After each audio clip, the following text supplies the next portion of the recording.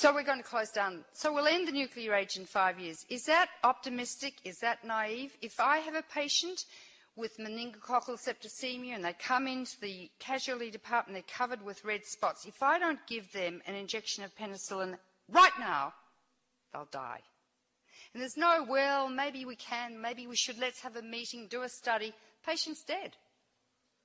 And we are in the intensive care unit, I kid you not.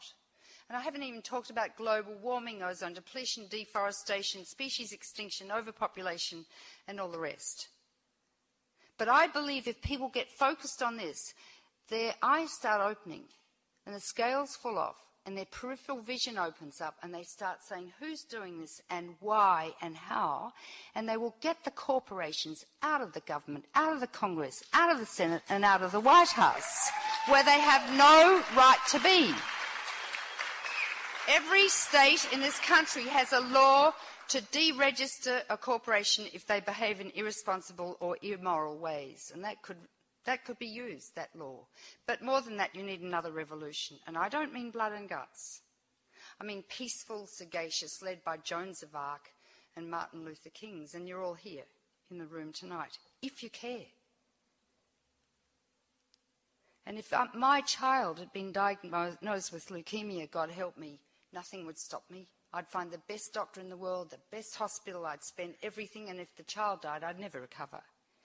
So it's the energy that a lioness has to protect her cubs that we've got to use. And you can't just say, well, I've got a full tummy and I'm busy and I can't do it. Every morning you get up and look in the mirror and say, what am I going to do today to save the planet? Don't do little things either. Do big things. I'm going to just drop the bomb on Berkeley and then I'll describe what one woman did and then I'll end. You know, sometimes you're listening to NPR, National Petroleum Radio, and you hear, woo, this is just a test of the emergency broadcasting system.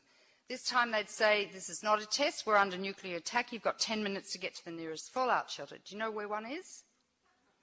No, because we've forgotten, we think the danger's gone away. Well, the bomb's going to come in here, and certainly there's at least one bomb targeted on Berkeley alone, let alone Oakland, let alone San Francisco, let alone Stanford. Comes in at 20 times the speed of sound, so you won't hear it. Explodes here, and it's a big Russian bomb, and you're targeted by big Russian bombs with the heat of the sun. And it digs a hole 3/4 of a mile wide and 800 feet deep, turning us, the building, and the earth below to radioactive fallout, shot up in that roiling mushroom cloud. 5 miles from here in all directions, think of where you live, everyone will be vaporized. A little boy in Hiroshima was reaching up to catch a red dragonfly in his hand against the blue sky, and there was a blinding flash, and he literally vaporized and left his shadow behind him on the pavement, which is in the Hiroshima Museum. That was a little tiny bomb. 20 miles in all direction, everyone lethally burnt. Burn patient, the most difficult we ever treat, takes a year to treat a severely burned patient, hundreds of units of blood and plasma, skin transplants, and then we often still lose them. Don't worry though, the White House has been stockpiling large quantities of morphia just in case it's to be a nuclear war. We'll be dead or similarly injured, no hospitals, no syringes, nothing to do.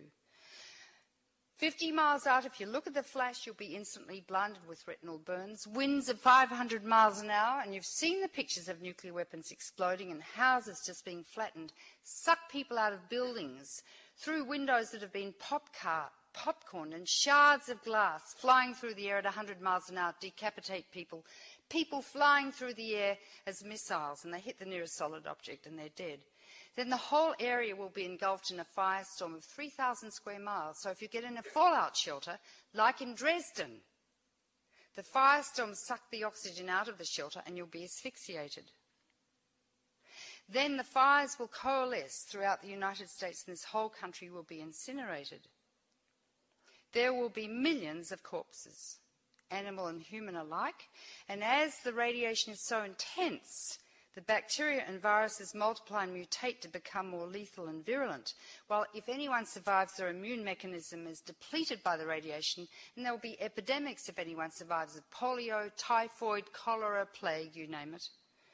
People will have to live underground for the next 6 months because it will be too radioactive to come out. And they say they might use the old people for food gatherers because we won't live long enough to get our cancers. Really, their nuclear winter will ensue, the globe covered with this cloud, freezing temperatures in the dark, and everyone and everything will die. That's the background of what I've been talking about tonight. Did I hear a baby? Is there a baby in this audience?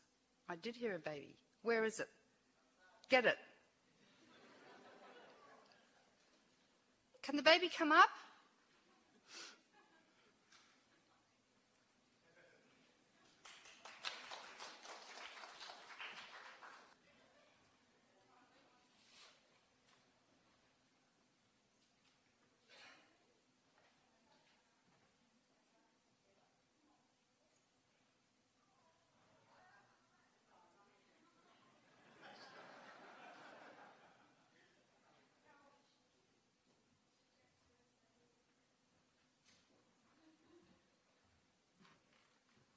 So this is Eva. Hello, Eva. What's the dolly's name? She hasn't got a name. She turned 2 in February. This is what I've been talking about all night. Nothing else. As a paediatrician, I'm talking about Eva's future and all the children in the world. And a baby is a baby is a baby, be it Eva or any child in Iraq. All life is sacred. And that's what we're going to do. Save the world for Eva's future. Thank you.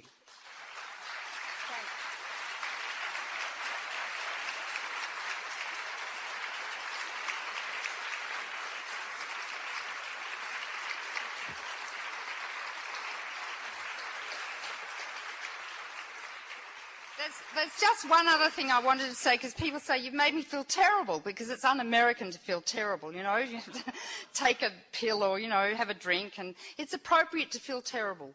It's appropriate to feel depression, and I want to tell you one last anecdote, then I'll end to give you hope. I gave a talk like this 15 years ago. A woman called Joan Beaucaire heard me talk, and she knew in the depth of her soul that what I said was right.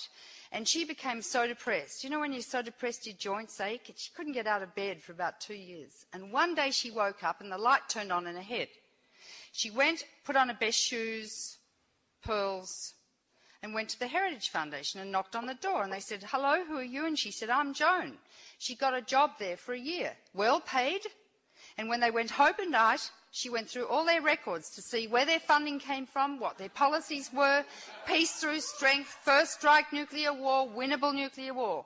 At the end of a year, she said, thank you very much. And then she became Joan of Arc. She didn't have a horse, but she set off on a crusade right across America, speaking in hundreds or thousands of churches and synagogues across America, telling the American people about the Heritage Foundation. Now, I can tell you hundreds of similar stories, but everyone has their own answer to what must be done, and that's the magic, the heterogeneity. And Americans are really kind and really loving and really want to do the right thing, and I know that you have the capacity, if you have the courage and don't need approval from anyone and stop being so frightfully nice, but speak the truth, that you can save the planet. So that's your mandate, and I leave that with you tonight. Thank you.